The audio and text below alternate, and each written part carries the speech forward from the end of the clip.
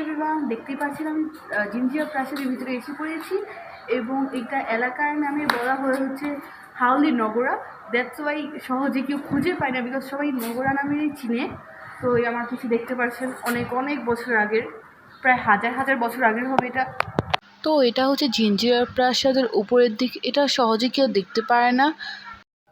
আর এটা হচ্ছে ভিতরের দিক দিয়ে যতটুকু দেখা যায়, উপরের দিকটা আসলে কম মানুষই দেখতে পারে। এগুলো কিন্তু চুনার পাথর, এগুলো ভাঙতে গেলে বিদ্যুতিক টাইপের যে ছিটাটা আসে ওইরকম লাগে। আর এটা ভাঙা অনেক কষ্টে, বাট এটা আস্তে আস্তে মাটির নিচে চলে যাচ্ছে। হয়তো বা 100-200 বছর পর এটা নাও থাকতে পারে, বিকজ ততদিনে তো এটা মাটির নিচে চলে যাবে। এটা 1620 সালে নির্মাণ করা হয়েছে এবং দেখতেই পাচ্ছেন যে অনেক অনেক বছর আগে। এটা স্পর্শ করলেই মনে হয় পুরানো দিনে ফিরে যাচ্ছি আমরা।